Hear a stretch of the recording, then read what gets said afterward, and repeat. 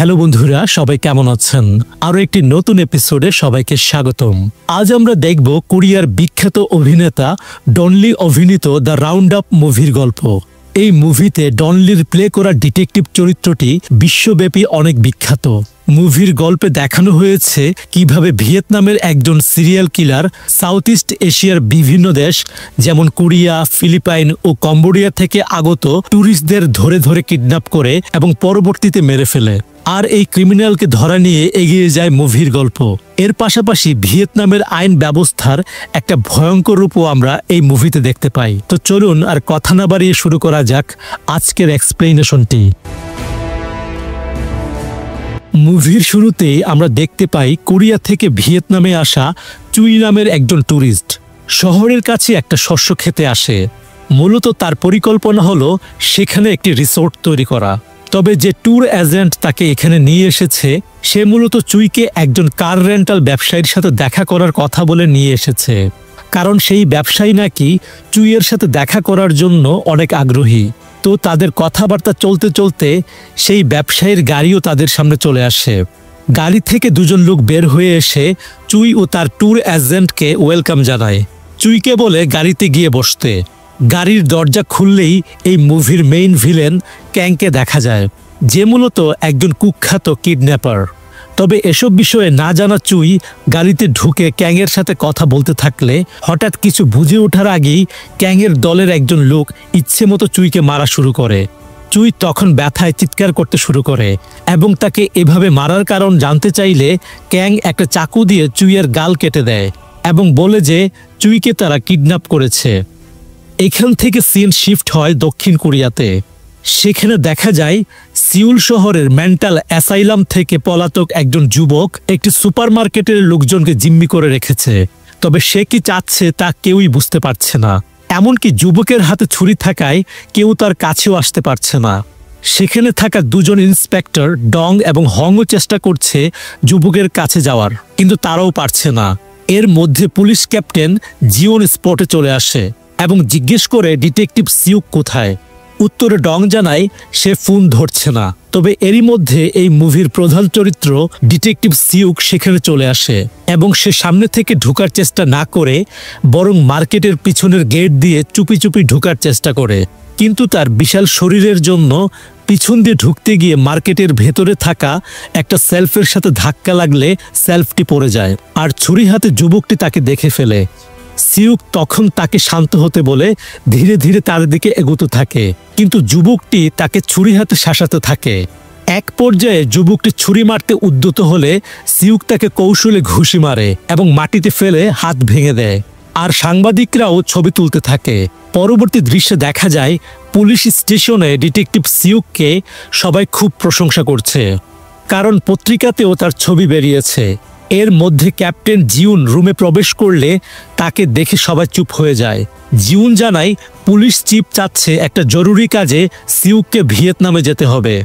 সিউক ভিয়েতনামে যাওয়ার কারণ জানতে চাইলে জিউন বলে কোরিয়ার গার্বিন জেলায় জুয়েলারি ডাকাতি মামলার 3 আসামির মধ্যে একজন ভিয়েতনামে আত্মসমর্পণ করেছে, তাই সেখানে গিয়ে তাকে নিয়ে আসতে হবে।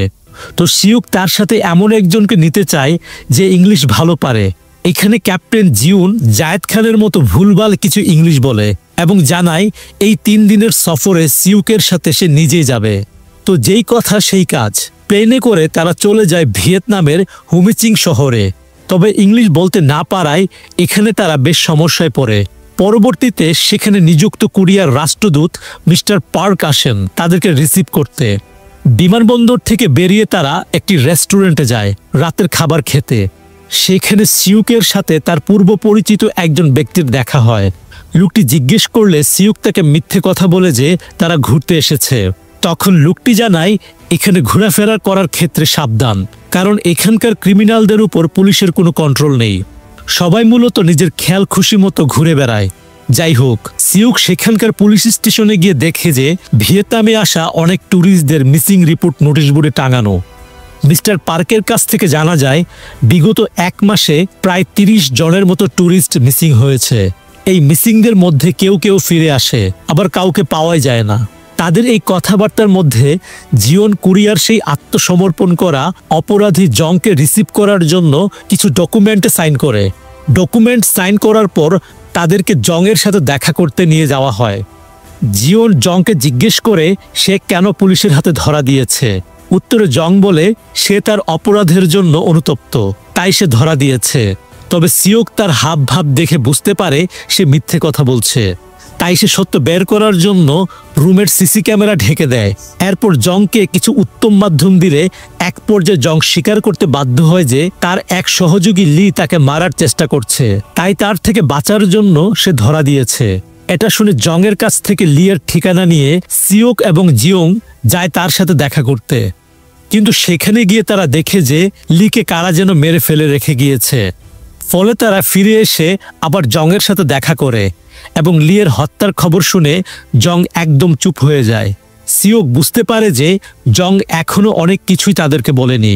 সিওক তাই আবারও জংকে মারার ভয় দেখালে সে এবার সবকিছু খুলে বলে। ফ্ল্যাশব্যাকে দেখা যায় জং আসলে চুইয়ের সেই ট্যুর এজেন্ট যাকে আমরা মুভির প্রথম সিনে দেখেছি। সে মূলত কুখ্যাত কিডন্যাপার ক্যাংয়ের সহযোগী ছিল। সে জানায় তারা ক্যাংয়ের সাথে মিলে চুই নামের কোরিয়ান এক ট্যুরিস্টকে কিডন্যাপ করে। কিডন্যাপিংয়ের এক পর্যায়ে তাদের মধ্যে টাকা ভাগাভাগি নিয়ে তর্ক বিতর্ক হয় এবং তর্কাতর্কির এক পর্যায়ে সুযোগ বুঝে চুই পালিয়ে যেতে চাইলে জংরা তাকে ধাওয়া করে আটকে ফেলে।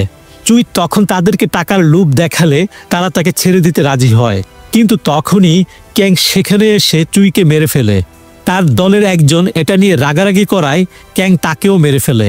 শুধু তাই না, এরপর ক্যাং চুইয়ের একটা হাত কেটে সেটার ছবি তুলে চুইয়ের বাবাকে পাঠায় এবং $5 মিলিয়ন মুক্তিপণ চায়। মুক্তিপণের টাকা পাওয়ার পর ক্যাং অস্বাভাবিক আচরণ শুরু করে। জং এবং লি ভয় পেয়ে সেখান থেকে পালিয়ে যায়, কিন্তু ক্যাংয়ের লোকজন যেহেতু তাদেরকে ফলো করছিল তাই উপায় না দেখে জং পুলিশের কাছে ধরা দেয়। এমনকি জংকে কোরিয়ায় নিয়ে না গেলে যেভাবেই হোক ক্যাং তাকে মেরে ফেলবে। জংয়ের কাছ থেকে সবকিছু শুনে সিওক সিদ্ধান্ত নেয় যে তারা ক্যাংয়ের আস্তানায় গিয়ে বডিগুলো খুঁজে বের করবে। তবে ক্যাপ্টেন জিউন প্রথমে যেতে না চাইলেও সাহসী সিওকের কারণে সেও যেতে বাধ্য হয়। এর মধ্যে দেখা যায় সিওক কোরিয়াতে তার সহকর্মী ইন্সপেক্টর হংকে ফোন করে বলে ক্যাংয়ের নামে কোনো ক্রিমিনাল রেকর্ড আছে কিনা এবং ওই নামের কারো মিসিং রিপোর্ট কোনো পুলিশ স্টেশনে করা হয়েছে কিনা সে ব্যাপারে তথ্য জানাতে। এরপর সিওক মিস্টার পার্কের কাছ থেকে জানতে পারে যে ক্যাংয়ের আস্তানা সার্চ করার ওয়ারেন্ট আসতে 1 মাসের মতো সময় লাগবে। আইন ব্যবস্থার এরকম দুরবস্থা দেখে সিওক কোনো ওয়ারেন্টের তোয়াক্কা না করেই ক্যাংয়ের আস্তানার উদ্দেশ্যে রওনা দেয়। কিন্তু ক্যাংয়ের আস্তানায় এসে সঙ্গত কারণেই সেখানে ক্যাংকে পাওয়া যায় না। তবে জং যেহেতু বলেছিল চুই এবং ক্যাংয়ের সহযোগীর লাশ তারা মাটিতে পুঁতে রেখেছিল, তাই সিওক, ক্যাপ্টেন জিউন আর পার্ক মিলে মাটি খুঁড়ে লাশের খোঁজ করতে থাকে। মাটি খুঁড়তে খুঁড়তে একসময় তারা লাশ পেয়েও যায়। সিওক তখন ক্যাং সম্পর্কে আরও কিছু জানার জন্য রেস্টুরেন্টে দেখা হওয়া তার সেই পরিচিত লোকটিকে ফোন দেয়। লোকটি জানায় 3 দিন আগে রাকু নামের একজন লোকাল ক্রিমিনাল ক্যাংয়ের খোঁজ করছিল।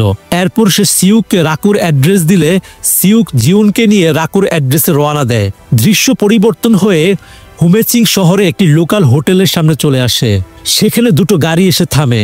গাড়ি থেকে নতুন একটি গ্যাং নামলে হোটেলের দোতলায় দাঁড়ানো এক যুবক হাত দিয়ে ইশারা করে তাদেরকে উপরে আসতে বলে। গ্যাংয়ের লিডার তার দলবল সহ উপরে এসে একটি রুমে তল্লাশি চালায়। এর মধ্যে লিডার সেই যুবকটিকে জিজ্ঞেস করে সে শিওর ক্যাংকে এখানে দেখেছে কিনা।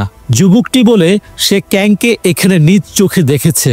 এর মধ্যে গ্যাংয়ের একজন মেম্বার লিডারকে জানায় যে তারা টাকার ব্যাগটা পেয়ে গিয়েছে।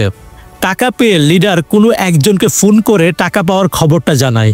এইখান থেকে সিন শিফট হয় একটি লোকাল ক্যাসিনোতে, যেখানে সিউক ও জিউন উপস্থিত হয় রাকু নামের সেই ক্রিমিনালের খোঁজ করতে। সেখানকার একজন তাদের পরিচয় জানতে চাইলে জিউন পুলিশের কার্ড বের করে দেখায়।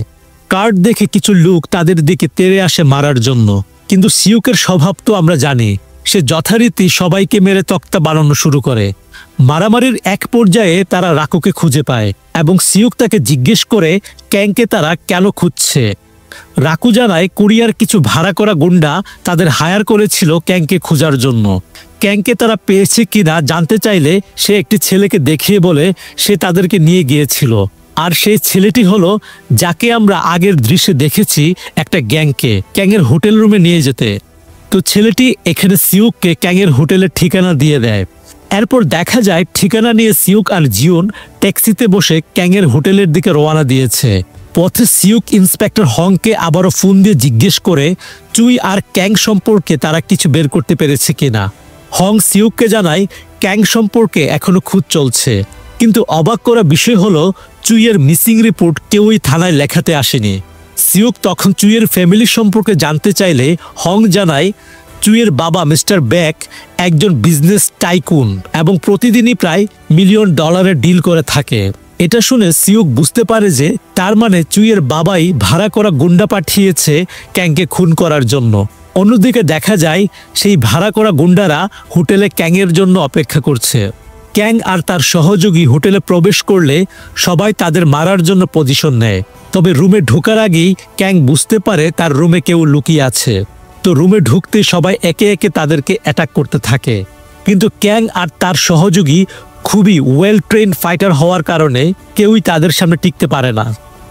শেষে ক্যাং সেই লিডারের কাছে জানতে চায় যে তাদেরকে কে পাঠিয়েছে। লিডার প্রথমে বলতে না চাইলেও নিঃশংস ক্যাং লিডারের মুখ থেকে কথা বের করেই ছাড়ে। লিডার জানায় চুইয়ের বাবা মিস্টার ব্যাক তাদের পাঠিয়েছে। ক্যাং তখন লিডারকে মেরে ওর বাবাকে ফোন দিয়ে হুমকি দেয় যে তার থেকে নেওয়া টাকা ব্যাক ফেরত না দিলে সে কোরিয়ায় এসে তাকে মেরে যাবে। এটা শুনে মিস্টার ব্যাক ফোন রেখে দেয়। এদিকে কিছুক্ষণ পরেই সিউক আর জিওন হোটেলে এসে পৌঁছে।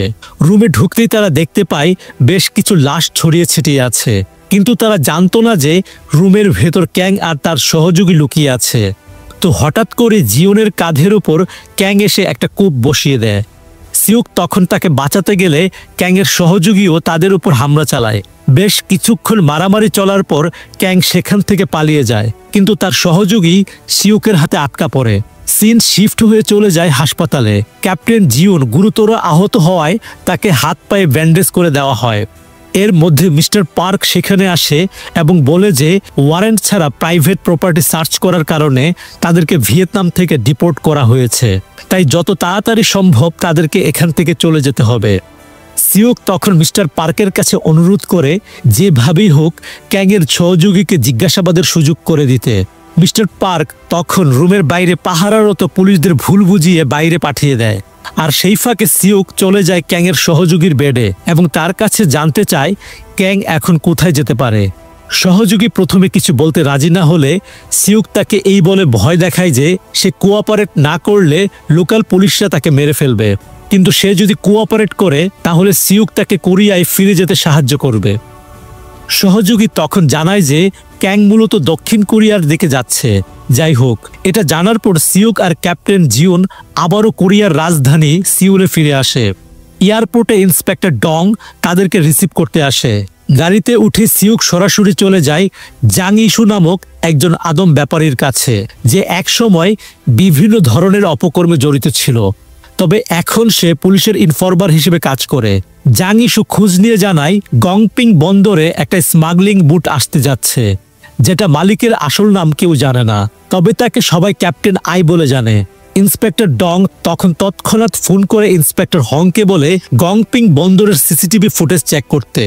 সিসিটিভি ফুটেজ জোগাড় করে সিউক আর তার পুরো টিম ফুটেজ চেক করতে থাকে এবং কিছুক্ষণের মধ্যেই তারা দেখতে পায় ক্যাং অলরেডি কোরিয়ায় চলে এসেছে। অন্যদিকে দেখা যায় সিউলের জাহাজ ঘাটে চুইয়ের বাবা মিস্টার ব্যাক গাড়িতে বসে আছে।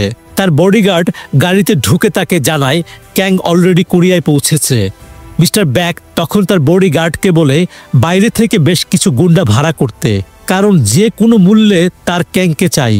এদিকে আবার আমরা দুজন নতুন মুখের দেখা পাই, যারা মাত্রই ফিলিপাইন থেকে কোরিয়া এসে নেমেছে। তবে এই দুজন আসলে কারা সে ব্যাপারে আমরা সামনে জানতে পারবো।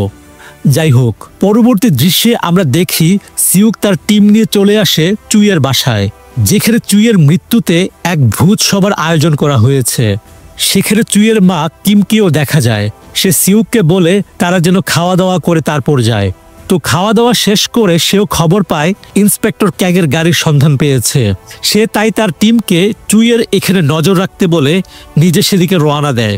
তবে সেখানে পৌঁছে সে দেখে গাড়ি পাওয়া গেলেও তার আশেপাশে সিসি ক্যামেরা না থাকায় ক্যাং সেখান থেকে কোথায় গিয়েছে সেটা বোঝা যায় না। এদিকে মিস্টার বেক আর তার বডিগার্ড হাঁটতে হাঁটতে লিফটের দিকে যাচ্ছে নিচে নামার জন্য। বডিগার্ড তখন জানায় তাদের ভাড়া করা গুন্ডারা চলে এসেছে এবং তারা নিচে অপেক্ষা করছে। কিন্তু এখানে তারা কেউই বুঝতে পারে না যে ক্যাংও তাদের পিছনে পিছনে লিফটে উঠেছে। তো ক্যাং লিফটে উঠে মিস্টার বেকের কাছে নিজের পরিচয় দেয়।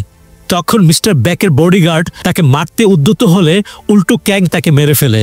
অন্যদিকে নিচে পার্কিং এরিয়াতে সেই দুজন ফিলিপাইনি যুবককে দেখা যায়, যারা একটি মিনি ভ্যান নিয়ে সেখানে এসে দাঁড়িয়ে আছে। আর এরা মূলত হলো ক্যাংয়ের ভাড়া করা গুন্ডা। তো তারা সেখানে মিস্টার বেকের ভাড়া করা গুন্ডাদেরকে দেখলে প্রথমেই তাদেরকে মেরে ফেলে।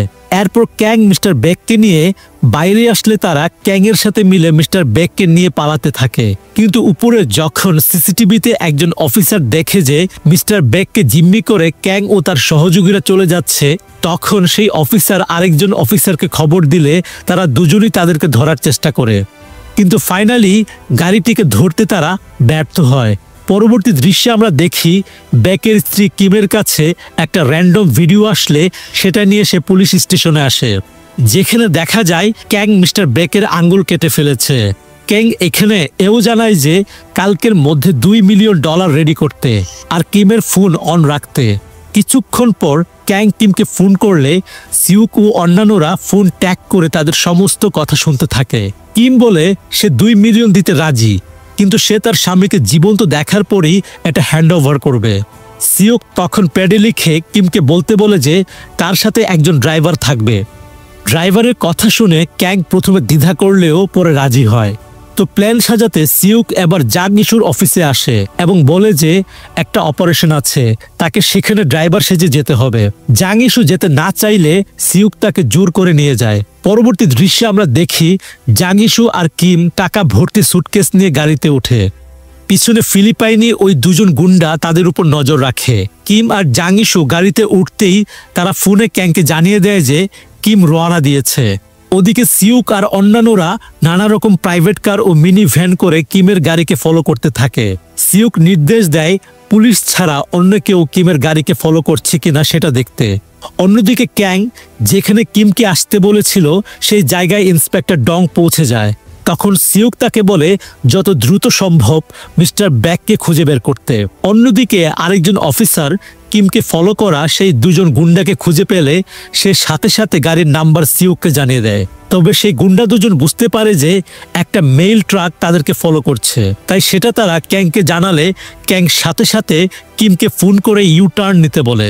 কিম তার কথা মতো ইউ টার্ন নিলে সমস্ত পুলিশ ফোর্স চমকে ওঠে, কারণ তারা বুঝতে পারছে যে নিশ্চয়ই কোনো গন্ডগোল রয়েছে।